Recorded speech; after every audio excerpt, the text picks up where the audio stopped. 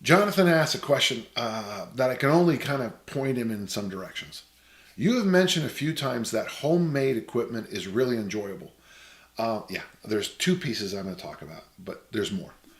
For someone looking to make some stuff just for fun in his lockdown and to try a few different things, what are your top recommendations and education resources for making your own kit?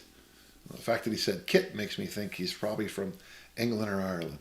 Um, my favorite one is the Sawhorse. I hope that is the same everywhere, but I found this at this store, adjustable sawhorses, and they were relatively inexpensive.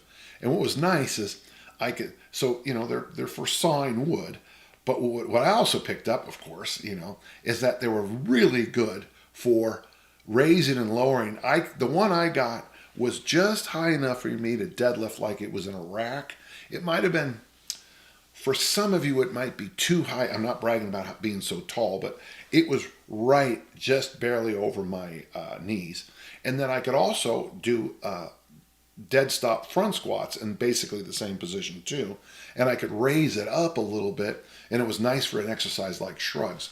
So sawhorses can be a poor man's squat rack, a very, very, very poor man's squat rack.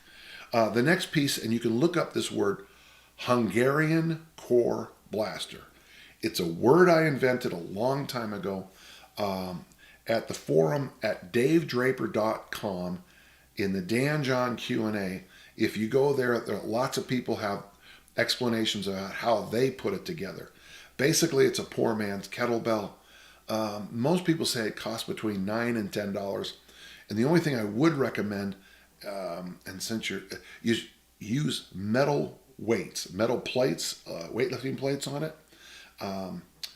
If you're like, I think you're from Europe, you're not going to want to go over 10 kilo plates, Americans 25 pounds, because as the plates get wider, you have to push your knees out wider and wider. Those are my two favorites, but that doesn't mean you have to stop there. I've had people share with me weightlifting blocks that they made. So you take 2x4s. I think that translates into Europe. And so you have one, you nail together two, you nail together three, and you do various lifts from there. You hook a chain in there, and you don't need, by the way, you don't need very much weight. And all you do is you just pick them up. Pretty simple thing. Homemade seems to really tie in well with grip training. You can go even farther. Here in the United States, and I think they're worldwide, there's a thing called PAR course, P-A-R courses. My junior college Skyline had one of the first in the world, but you can also put together, like make your own balance beam. You don't have to work very hard. You can just put a board on the ground and make that. Or you can raise it up with a couple of bricks. If you have a couple of board and a couple more bricks, you can make a zigzag pattern, and that would be kind of fun to do. All kinds of things. The CrossFit people have a parallettes thing they make out of PVC pipe. I have that in my gym here, which I find really to be a nice little training device. It's as far as your mind can go. Oh, one other thing I do at my home gym is I go over and I buy bags of playground sand. They're about 50 pounds a piece, and then I put those in a duffel bag. And the one we have downstairs right now, I think we only have two. There might be three. I just know it's heavier than it should be. Bags of this playground sand, and you put it in a bag and you bear hug carry it. You can do squats with it. You can put it over your shoulders and walk around with it. I think it's one of the best tools you can use for training. And the reason I use playground sand is if the sand ever breaks, I know that I can use it. It's a bit cleaner, so I know I can put it in my garden. And by the way, sandbags break. It's not if they're going to break, it's when. So I would much rather have, just use the sand and put it in my garden, or use it as filler.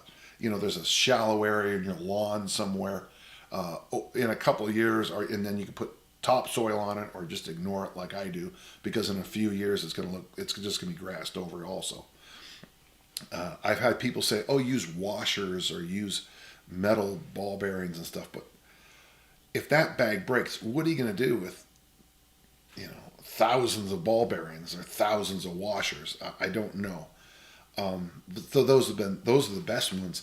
So for me, the ones I like best: the Sawhorses, the Hungarian Core Blaster, and the carrying bag. And then from there, just let your imagination run wild. One last thing, Jonathan. I had a friend, he's no longer with us, Brian Oldfield, former world record in the shot. And I used to tell people, and I know it's true, if I took him to a home improvement place, he would look around and he would he would find something that he would be able to, that day, train somebody in the shot put with. It didn't matter if it was a PVC pipe or a bucket, or he would figure out a way that to use that thing to help people throw the shot put farther. So that's what your imagination has to be like. Go to the home place, and while you're getting the bags of sand and the this and that, just let your imagination run wild and see what you can come up with. I guarantee, Jonathan, you're going to invent something that is going to be far better than anything else I tell you. And I almost forgot about it. Get a huge PVC pipe and make a slosh pipe. Look up Dan John slosh pipe and you'll get all the information you need online. Thanks, Jonathan. That's a fun question.